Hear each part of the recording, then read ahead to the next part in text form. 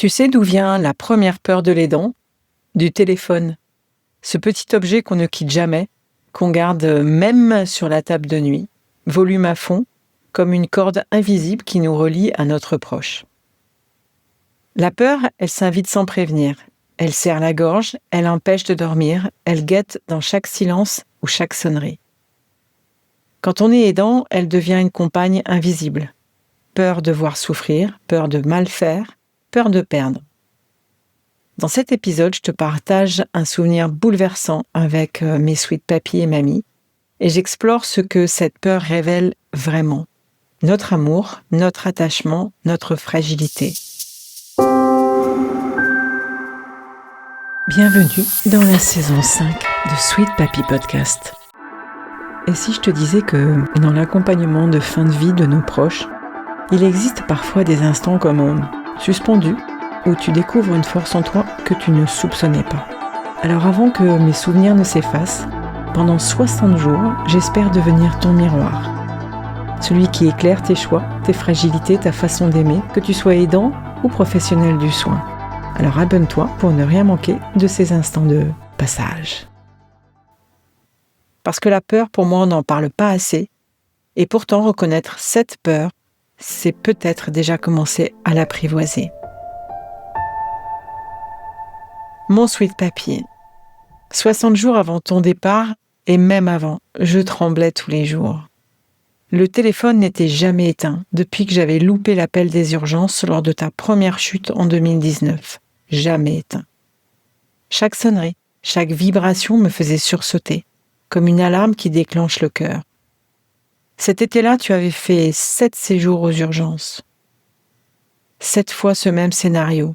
Un appel en pleine nuit ou tôt un matin, une voix sérieuse qui me dit « Votre père est aux urgences, on attend des nouvelles, l'interne de garde vous appellera. » Je prévenais mon frère qui était sur place, et moi, si loin, je restais éveillée.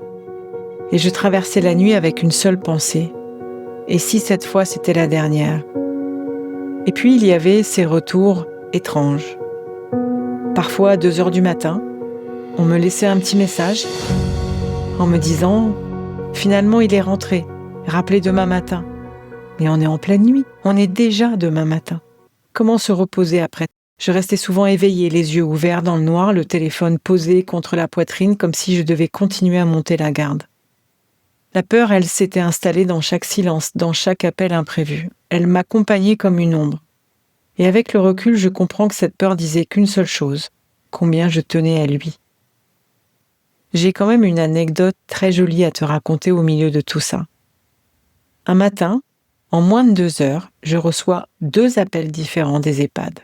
Mon sweet papy et ma sweet mamie sont tous les 2 partis aux urgences. Alors il faut savoir qu'ils étaient dans 2 EHPAD différentes à l'époque, mais dans la même ville.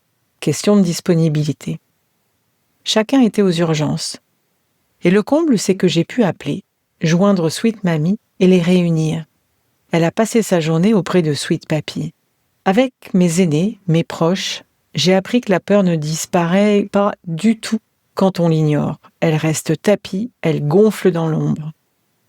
Quand on est proche aidant, elle devient presque une compagne invisible. Un simple appel téléphonique en pleine nuit et le cœur s'emballe. Est-ce que c'est arrivé? Est-ce que c'est maintenant? Une sorte d'angoisse sourde qui nous serre la poitrine à chaque retard, à chaque silence prolongé. Même dans les moments calmes, elle reste là, en arrière-plan. Peur qu'il soit arrivé quelque chose. La peur de mal faire, la peur de ne pas être à la hauteur. Lorsque cette peur est nommée, partagée, elle change de tête, elle perd une partie de son pouvoir. Elle devient un espace où l'on peut se dire la vérité. Oui, j'ai peur, mais je suis là quand même. Et ce courage-là, il ne consiste pas forcément à ne jamais trembler, mais simplement à apprendre à tenir ensemble malgré le tremblement. L'important aussi n'est pas de la supprimer, mais de l'accueillir. Alors moi, j'ai quelques petits repères concrets que je vais te donner. Je nomme mes émotions, même intérieurement. Je trouve un espace de partage, un ami, un groupe de parole, un psy, un carnet, quelque chose qui me permet de nommer ma peur. Le podcast, c'est une excellente thérapie. Et puis j'essaye de décomposer la peur. Aujourd'hui, je fais ça au lieu de si demain il se passe ça. Essayer de respirer profondément, poser les pieds au sol et serrer une main, serrer sa main, créer des rituels rassurants, une phrase, une musique, un geste répété. Alors mon petit outil pratique, c'est ça, c'est de nommer ma peur, de la noter sur un papier. Et si c'est une peur de demain, rappelle-toi, tu n'as pas à la résoudre tout de suite. Tu peux la reposer pour plus tard. En apprenant à accueillir la peur, tu te libères de la culpabilité de la ressentir. Elle ne te définit pas, elle devient une sorte de compagne de route, lourde parfois, mais jamais invincible. Et surtout, découvre que tu n'es pas le seul ou la seule. Et oui, parce qu'il y a des aidants, mais il y a aussi des soignants, des intervenants qui connaissent cette boule au ventre, ce cœur qui s'emballe au moindre imprévu. La peur, quand tu l'ignores, elle t'épuise. La peur, quand tu l'accueilles, elle t'avertit. Et quand tu la partages, elle se transforme. Rappelle-toi du sac à dos. Tu verras, le poids deviendra plus supportable quand il est reconnu et encore plus quand il est partagé.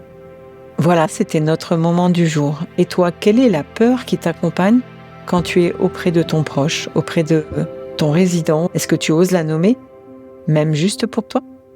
Allez, partage cet épisode, peut-être qu'il donnera du courage à un autre aidant, à une autre personne. À demain!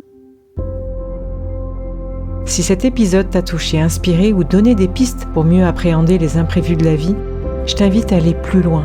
N'hésite pas à t'abonner à Sweet Papy Podcast pour ne manquer aucun des prochains épisodes, remplis bien évidemment de bienveillance et d'histoires inspirantes. Et puis partage s'il te plaît cet épisode avec quelqu'un qui pourrait en tirer des enseignements précieux. Et surtout, si tu souhaites discuter de ton propre parcours d'aidant, échanger ou découvrir des ressources pour t'accompagner, n'hésite pas à réserver un appel découverte avec moi via le lien qu'il y a dans le descriptif de l'épisode. Sache que ton histoire, ton expérience et tes questions méritent d'être entendues. À très bientôt et prends soin de toi.